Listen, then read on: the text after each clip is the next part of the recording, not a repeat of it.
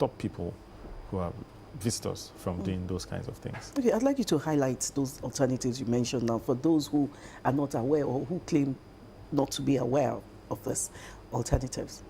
Alternatives to open defecation? Yes, you said the government has been involved in it. So what I meant was that, I mean, clearly, because the only alternative to open defecation is providing proper toilets. Proper toilets.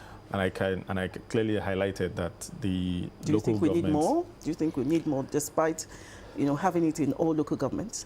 We absolutely do. Okay.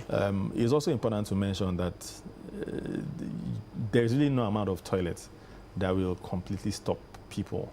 There's a lot of behavioral change. Yeah. You now need to make people see that this is Lagos. You cannot, it is not acceptable here, right? So you need to now do a process, of cultural change, engagement with them. Some people are coming from places where they don't see open defecation as a problem. They just go into one bush and do it, right? So now you're in Lagos. This is not how we do things, which is why we also introduced the enforcement in the areas that we have cleaned up. So if you are found trying to defecate in the middle of the median, for instance, you're going to be arrested, you'll be taken to the task force, you'll be sentenced to community service at the very least. If you're unlucky, you might be held for a few days. If the gravity is damaged, particularly if you have to fight government officials and all of that, then you would have to pay for your offense. Okay, so you said you might be held for a few days or do community service, but again, after all these things, will you really yield a change in behavior? So how do we begin to change the narrative? So the first thing I said was advocacy, and then I ended with enforcement. So advocacy really is making sure that the community owns that advocacy, right? So people around those areas where you have open defecation will have to own it. They would have to be themselves the champions of the change. They will be the ones educating people and making sure that, these things are not acceptable. There's a toilet 10 meters away or 100 meters away. You need to walk to that toilet and you need to pay to defecate, or you need to pay to use that toilet, right? So it is extending the advocacy to every local government. And the environmental health services department, the Wole-Woles, do a very fantastic job at it. They make sure that that message gets to the grassroots. And I think we're just intensifying that now at the state level to make sure that most people who are supposed to be aware take ownership of it. It is really just people owning that space and making sure that it is not carelessly done. Okay, you talked about the medians. I don't know what makes those medians, especially the one from OPIC, down to Beja. Very attractive. I don't know what makes it, so attractive. Yeah, down to 7-Up. What makes it so attractive? About 2 weeks ago, you partnered with your with the Ogun State Environmental Services, Correct. To clean, the medians. And I'm still asking, what makes the median so attractive? And why did you come up with that? Okay, so the partnership with Ogun State 2 weeks ago was initiated actually by Ogun State. And then my colleague in Ogun State, the Ogepa MD, we had a conversation about how, that median menace is an eyesore. An eyesore. Maybe there's a way they can cover that place up. It's an eyesore because I go through it every day. She passes because she lives in Daripo, so she I apologize. drives past it every day. I've been abused.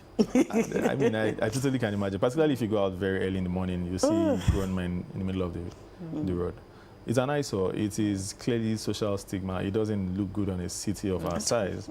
And which is why we have now decided to take it seriously, or not just take it seriously, to one, clean it up, then institute enforcement.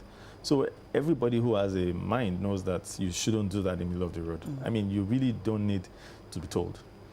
However, that area from OPIC all the way to 7-Up, well, to Bega first, is actually the hot spot of people coming into Lagos. It's the welcome point. That is where you have this signage that says, welcome to Lagos.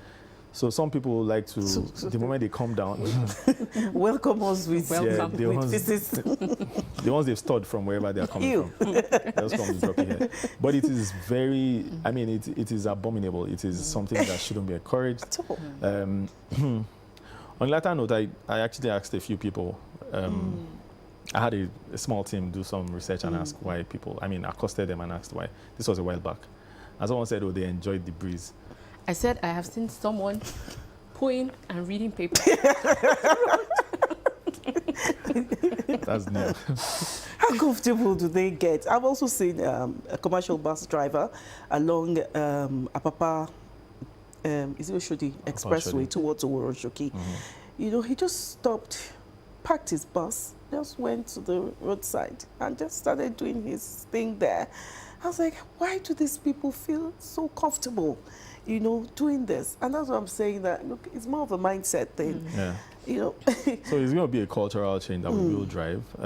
I am very sure, I know this clearly for a fact, that every bus park has toilets, and those toilets are manned. If you can convince a driver that, you know, just wait to get to the next bus park and stop putting other people, you know, at risk of public health dangers, then you should do the right thing. So a lot of the work we're doing actually is in partnership with Ogun State's government and the NURTW in Bega, for instance. We're doing a lot of work with the environmental health services as well. So those are the people that own the space. They see what people do. They are there 24 hours. And they are the ones really championing the change that we're doing in that area. So that's a pilot. The rest of it will be very, it will come very quickly across all the other places, you know, Oshodi, Apapa, Oshodi Expressway, Ojolegba, and Bega, well, Yaba, and a few other places. Okay, I want to know, are there plans to redesign or repurpose the median so that it doesn't look so attractive for these people? I think that is not quite attractive, to be honest. I don't think that anybody who has some sense of dignity will want to use that median. So again, it comes back to enforcement. There are toilets at Bega. There are quite a number of them. In one of our interviews, you would have seen, we would have pointed to some of them. In fact, there's one of the filling stations on the other side that says, oh, I have 5 toilets. Anybody who wants to use it can come. So right opposite that filling station, people still try to use the median, despite the fact that there's engagement. You know, there's conversations with people around there to say, whenever you need to use the toilet, please go to the toilet in this filling station. And there are a couple others. There are total about plus the 5 from that guy comes to about 10 toilets around that spot that you mentioned. And, you know, I think it is just sharing discipline that people don't want to do the right thing. And until you introduce enforcement, you know, I like to say it's the best form of advocacy. Okay, about 20 people were arrested, was it yesterday? But we'll come back to that because we have a report on this open defecation. We'll go on a short break now and then listen to that report.